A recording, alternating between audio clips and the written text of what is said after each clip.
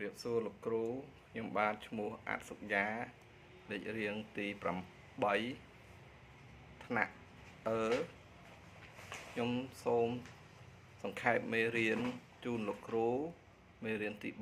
3ការវាយតម្លៃផ្នែកចំណេះដឹងនិងដំណើរការបញ្ញា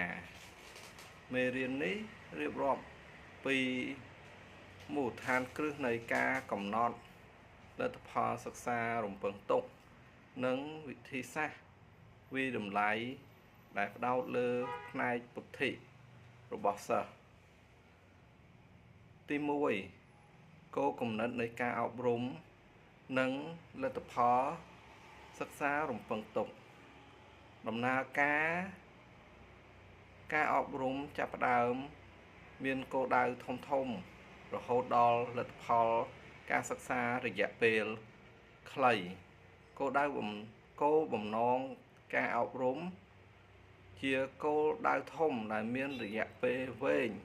ដែលសិស្សត្រូវបានរំពឹងថានឹងសម្រេចបានក្រោយបញ្ចប់កម្រិតសិក្សាស្តង់ដារជាសេចក្តីថ្លែងការណ៍ដែលកំណត់យ៉ាងច្បាស់អំពីអ្វីដែលសិស្សគួរដឹងនិងអាចធ្វើបានក្នុងខ្លឹមសារមេរៀនតាមថ្នាក់នីមួយៗមានន័យថាសិស្សគាត់អាចប្រើបំណិនក្នុងការចេះដឹងរបស់គាត់នឹងទៅតាមមេរៀនខ្លឹមសាររបស់គាត់ដែលខ្លឹមសារនោះដែលគាត់បានយល់បានចេះគឺគាត់អាចអនុវត្តបានថែមទៀតវត្ថុបំណងនៃការបង្រៀនគឺជាសេចក្តីថ្លែងការណ៍ជាក់លាក់បំផុតដែលរៀបរាប់ពីសកម្មភាពដែលអាចសង្កេតនិងវាស់វែងបានដែលសិស្សត្រូវបង្ហាញនៅចុងបញ្ចប់នៃមេរៀននីមួយៗមានន័យថាវត្ថុបំណងការបង្រៀនគឺជាវត្ថុចម្លងមួយដែលធ្វើឲ្យសិស្សមានសកម្មភាពអាចអនុវត្តនៅអ្វីដែលគេនឹងរៀនឬក៏ជាលទ្ធផលដែលគេបានរៀនរួចហើយលទ្ធផលសិក្សារំពឹងទុកមួយរយៈ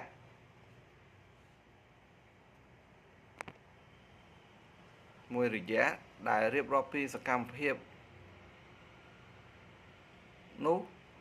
គឺជាសេចក្តីថ្លែងការណ៍នៃការអនុវត្តរបស់សិស្សក្នុងរយៈពេលខ្លីហើយត្រូវ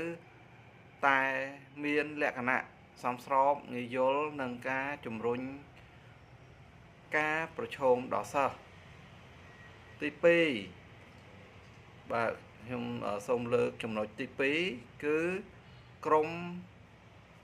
3ប្រភេទនៃលទ្ធផលសិក្សារំពឹងទុកបែបពុទ្ធិលទ្ធផលសិក្សាផ្នែកពុទ្ធិត្រូវបានបែងចែកជា3ក្រុមសំខាន់ដែលគ្រូអាចប្រើដើម្បីកំណត់កម្រិតវាយតម្លៃទី1គឺចំណេះដឹង knowledge ផ្ដោតលើសមត្ថភាពចងចាំនៃការពិតនិ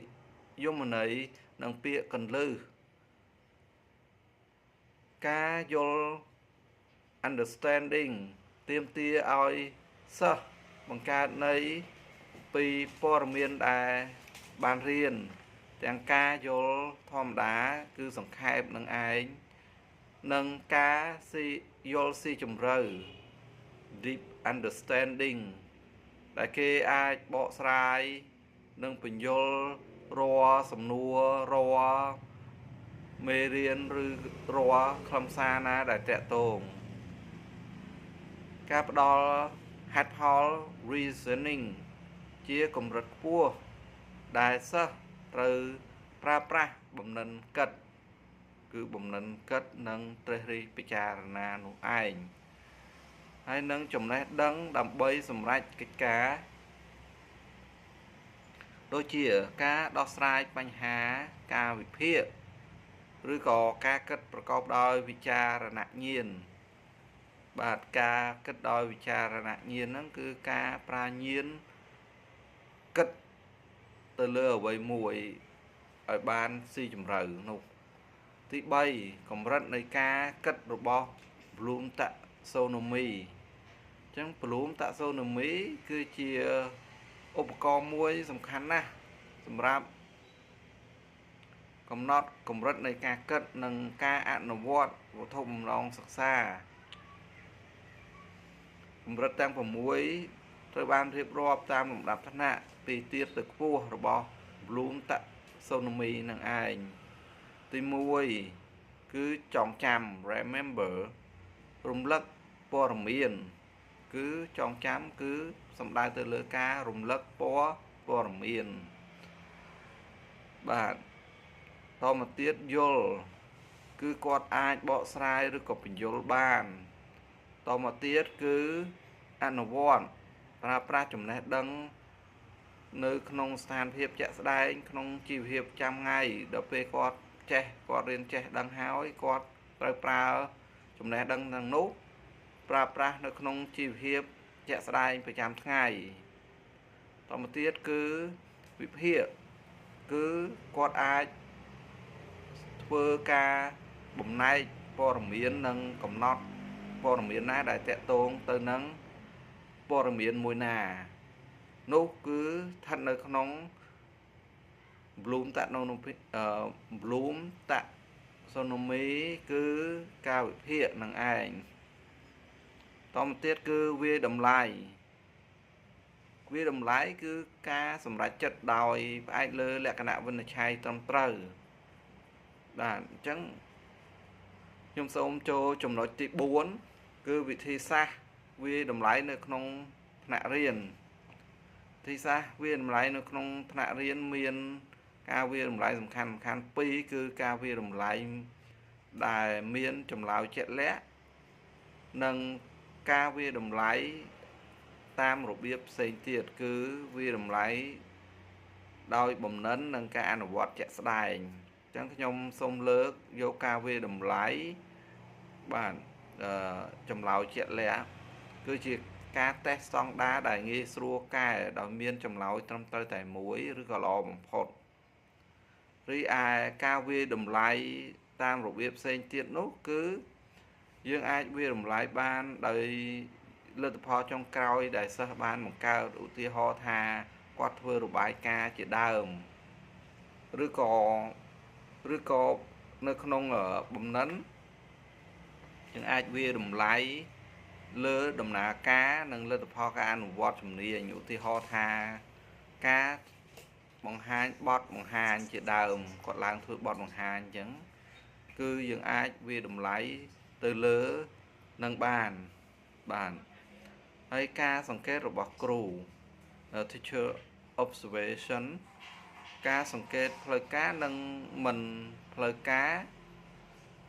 លើឥរិយាបថនិងការចូលរួមរបស់សិស្សបាទតមកទៀតគឺការសួរផ្ទាល់មាត់នេះគឺជាការវាតម្លៃដ៏សំខាន់ដែរក្នុងការវាតម្លៃផ្សេងហើយការវាតម្លៃការយល់ដឹងភ្លាមនិងការផ្ដល់ហេតុផលមានន័យថានៅពេលដែលគាត់បានឆ្លើយនឹងសំណួរក្តីអនុវត្តមេរៀនក្តីយើងអាចវាតម្លៃភ្លាមហើយដែរយើងអាចផ្ដល់ហេតុផលទៅគាត់បានឲ្យយ៉ាងត្រឹមត្រូវនោះ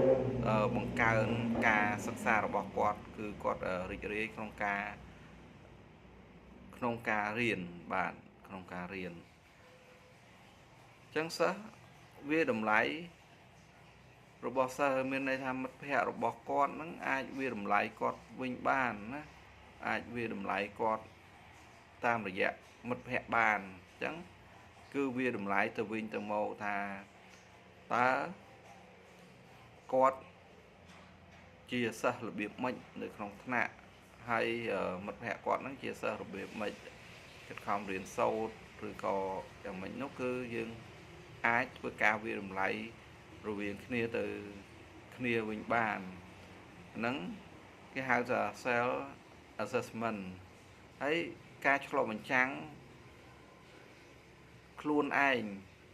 ដើម្បីឲ្យដឹងនិងយល់ថាគាត់នឹងមានការចេះដល់កម្រិតណាការឆ្លុះបញ្ចាំងនេះគឺសំខាន់ណាស់ដើម្បីអភិវឌ្ឍសមត្ថភាពខ្លួនឯងនិងរកចំណុចខ្លាំងហើយនិងចំណុចខ្សោយដើម្បីបន្តអភិវឌ្ឍជាប្រចាំបាទអញ្ចឹង